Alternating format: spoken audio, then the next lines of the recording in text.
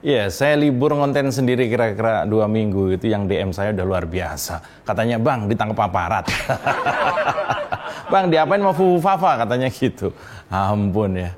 Ya jadi kemampuan aparat di Indonesia ini dalam membongkar kasus-kasus besar ternyata bisa dengan mudah dikalahkan oleh netizen. Minimal di kasus postingan akun fufu-fafa di platform forum Kaskus yang membuat orang jadi geleng-geleng kepala ya. Sampai hari ini. Bayangkan, ada akun yang dengan vulgar menyerang pribadi Pak Prabowo. Postingannya itu luar biasa jahat menurut saya. Kejam, gak berperasaan. Saya dan teman-teman dulu juga mengkritik Pak Prabowo, tapi gak gini juga gitu. Postingan yang sama sekali gak mempertimbangkan moral dan etika. Kalau dengar dua kalimat ini ya, tidak peduli pada moral dan etika, kok yang keingetan dan kebayang oleh saya adalah sebuah keluarga penguasa di sana itu. Ya, ini saya yang parno atau keluarga itu yang emang udah nggak tahu malu ya. Masalahnya makin hari makin terbongkar dan banyak banget ternyata. Ini serius. Setiap ada berita soal melanggar etika, tidak peduli moral, yang saya bayangkan adalah muka-muka keluarga itu. Ampun ya. Aduh, ini tahun-tahun yang berat buat kita semua. Ya, tapi gini deh, balik ke soal fufu-fafa tadi. Fufu-fafa adalah nama akun yang oleh netizen berdasarkan jejak digital yang selama kurang lebih 10 tahun terakhir ini dengan sempurna memang mengarah ke nama Gibran. Mengarah. Bahkan sampai ada yang membuat kronologis antara kesesuaian postingan dengan tanggal kejadian dan dengan postingan akun Twitter Jokowi. Terbukti ada korelasinya. Sampai ada yang nemuin seperti itu. Berbagai dalil oleh keluarganya Gibran dan orang-orang yang mencoba dilemparkan untuk melawan, tapi tidak mampu. Nah, sejak semalam, Instagram saya dipenuhi dengan hasil penelusuran netizen. Saya kumpulkan udah lebih dari 400 follower yang memberikan gambar-gambar capturean itu. Ya, saya menerima, mereka mengirim aneka screenshot soal keterkaitan secara digital antara nomor HP yang terdaftar dan digunakan oleh akun fufu-fafa yang ternyata sama dengan nomor HP-nya Gibran. Dari akun GoPay, dari akun OVO, sampai tagar di Get Kontak. Ternyata menyasar nama yang sama, yaitu keterkaitan fufu-fafa ini dengan Gibran. Puyeng nggak tuh? Aduh, dan itu jumlahnya nggak sedikit teman-teman, nggak sedikit, ratusan, bahkan mungkin sekarang sudah ribuan tersebar di mana-mana. Kebayangkan gimana coba mitigasinya? Kebayangkan gimana skenario untuk menghindar dari fufu-fafa ini? Aduh, bisa rontok tuh rambut yang belain. Udah rontok ya si itu ya. Budi Hari bukan. Teman saya. Nah, semakin kesini, semakin banyak yang memberikan arsip-arsip jejak digital antara akun-akun yang diduga saling terkait itu. Yaitu antara akunnya fufu-fafa di berbagai platform, akun Kaisang, ada di Twitter juga, dan bahkan nyerempet ke akun sosial medianya Jokowi. Lengkap ya. Kalau mau memitigasi susah nih, keterkaitannya sudah banyak. Bahkan akun sosial medianya Pak Jokowi itu juga berinteraksi dengan akun-akun yang dicurigai sebagai alter egonya anak-anaknya itu. Makin ruwet. Bahkan sederet pengakuan nggak sengaja ya ini pastinya. Kalau akun fufu-fafa itu adalah akun milik anak Jokowi, itu juga ada. Makin seru. Makin ditolak makin seru. Makin mereka menyanggah makin banyak bukti. Ya, padahal untuk dilaporin itu cukup 2 bukti. Ini banyak banget. Dan per hari ini saya melihat betapa gemesnya netizen kekelakuan akun fufu-fafa yang dialamatkan ke Gibran ini. Tapi menariknya, ribuan orang yang membuka aneka jejak digital itu hanya di-counter oleh 1-2 orang ya. Yaitu Ketua Umum Projo, Budi Ari. Yang lain kemana? Masa dia mulu? Udah gitu setiap kali habis statement besoknya kayaknya nyesel. Aduh, yang lain kemana? Yang udah kaya raya dari menjilat Jokowi dan keluarga ini pada kemana? Mau kemana kawan, tanpa arah tujuan, cari masalah rawan, urus saja masa depan. Halo kawan, jangan ikut Taliban. Mau kemana kawan, tanpa arah tujuan, cari masalah rawan, letak. Padahal dulu Gerindra itu kabarnya punya tim cyber, security cyber katanya, yang bisa melacak siapapun yang menghina Pak Prabowo, bahkan by name by address.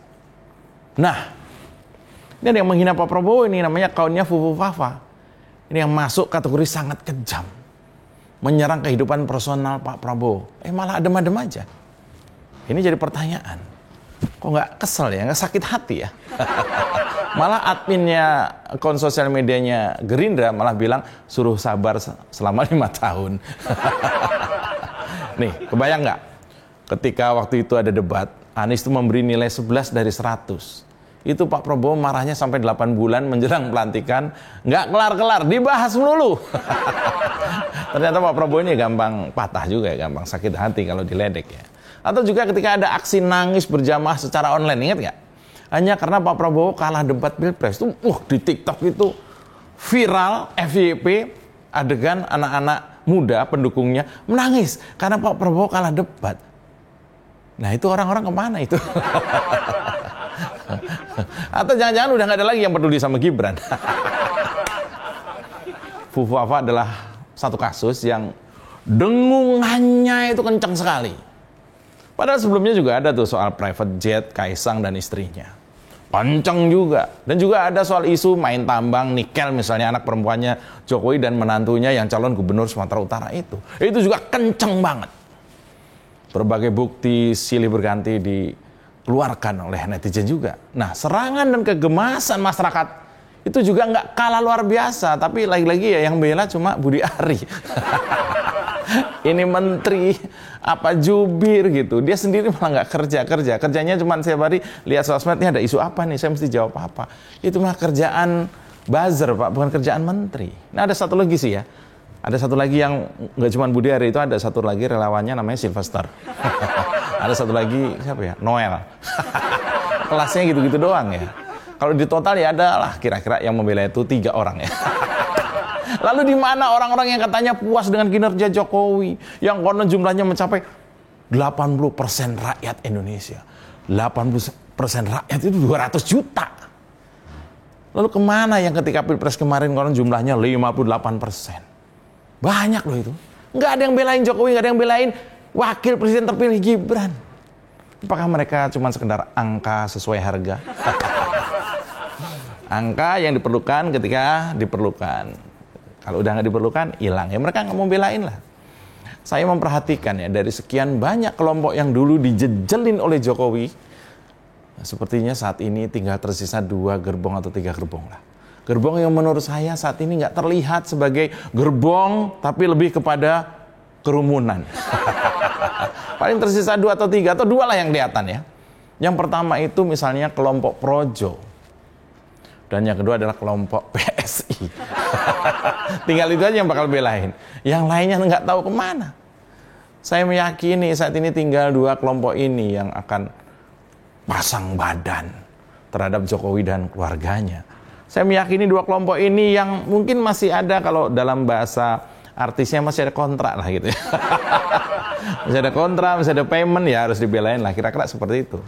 Kenapa misalnya? Projo misalnya, yang udah keberatan nama ya. Projo ini keberatan nama, karena namanya udah Pro Jokowi, mau nggak mau belain gitu.